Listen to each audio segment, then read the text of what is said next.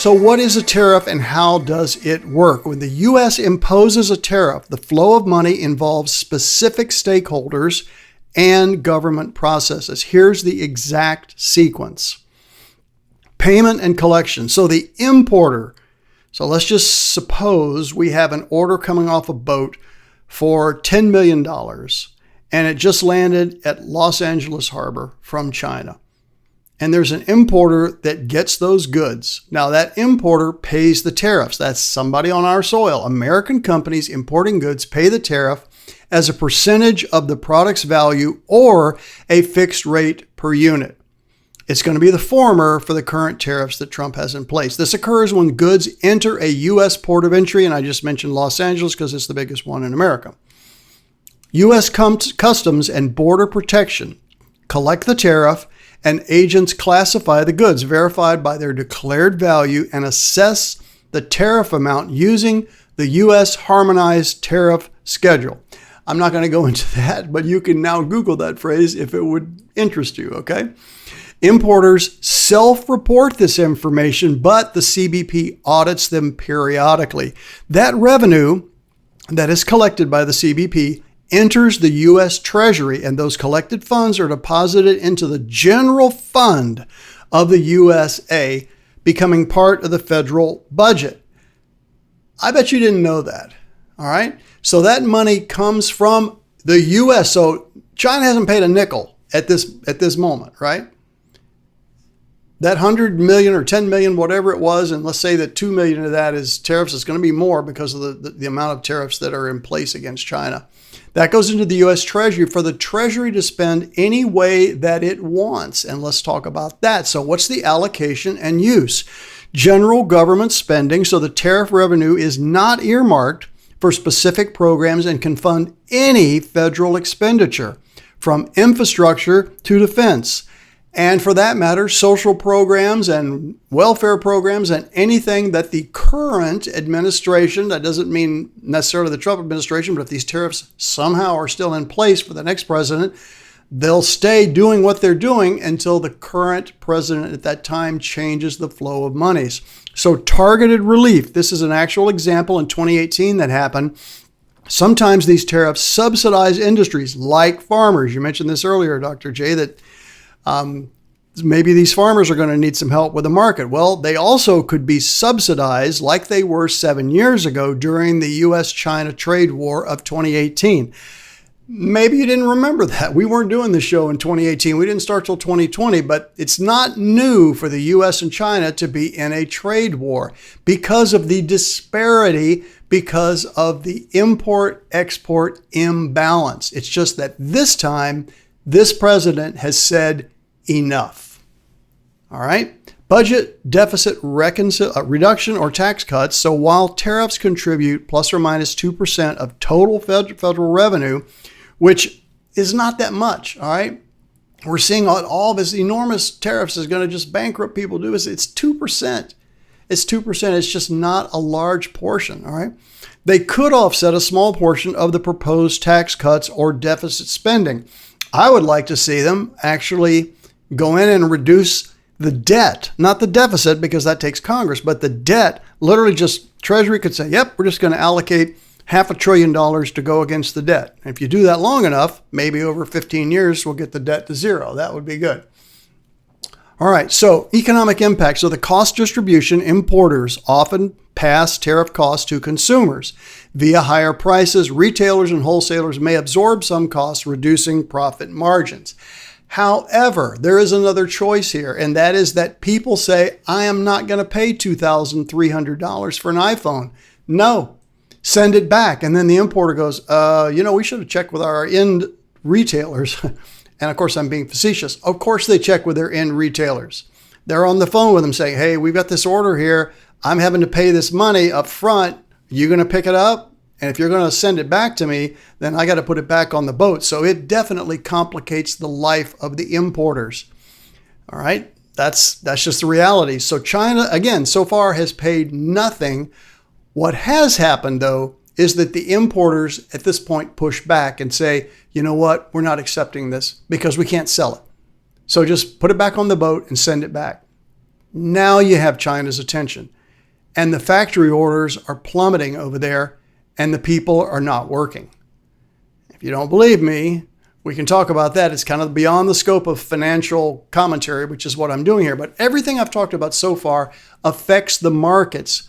And again, I'm kind of on a vigilante role here to show you how these work so that it reduces your angst about this tariff war. This is temporary. It's been done before as recently as 2018. That was not as bad as this one because this one involves literally every country on the planet. And as some have pointed out, even some islands that only have penguins, they've been tariffed too. So almost kind of funny. So global effects, all right? Tariffs can alter trade patterns, incentivize domestic production, and that is the key. Incentivize domestic production. We want more goods and services like pharmaceuticals, like rare earths, like lithium development. Now, we don't have much lithium right here, but there are other islands in the Atlantic that do, but I digress, all right? But local domestic production within the borders of the United States, that is what Mr. Trump wants to see. And consumers can reject buying products that are no longer perceived to carry a fair value, i.e. too expensive, and that is already happening. So the idea that a consumer is going to be pinched by something they have to buy, these are mostly consumable goods. These tariffs are not coming in on food products unless it's, French wines or chocolate from Switzerland, all right? Not exactly staples that we have to have. So that's why there's not that much risk here as far as discomfort to the consumer. This process underscores that tariffs function as a tax. That is true on U.S. importers and consumers if they choose to spend. The importers have to pay it or they can't get it off the boat. But at some point, the U.S. importers say, you know what, we're done with this. We don't have a market, send it back. And this revenue is managed through the federal budgetary channels. I'm going to pause here because I've talked so much. And you guys ask me anything in the chat that you want, all right? I'll go on to the next screen so you can look at it because we're going to talk about the difference between embargoes and tariffs. I know this might seem a little far-reaching, but you guys have asked for more detail and I'm giving it to you. Again, the purpose of this episode tonight is with everything you're hearing in the media to make you feel more at ease and comfortable that this is a short window in time we're going through. We have been here before, most recently 2018, and it will pass. So why are high tariffs called the equivalent of an embargo? Well, one is a legal situation and the other is a financial situation. So in the current context of the trade conflict with the U.S. and China, tariffs have reached an unprecedented 145% entering the U.S. and 125% on U.S. goods entering China. It's crazy, unsustainable. So at these rates, the cost of importing goods becomes so high that trade is effectively stopped. Why? Because the importers are saying, just like I told you, hey, we're not going to pay this because we don't have consumers that'll buy it from us. And we're not going to be left holding this inventory all marked up. If the tariffs go away, then we've paid X amount for this inventory and already sent our check to the Treasury and we can't get it back.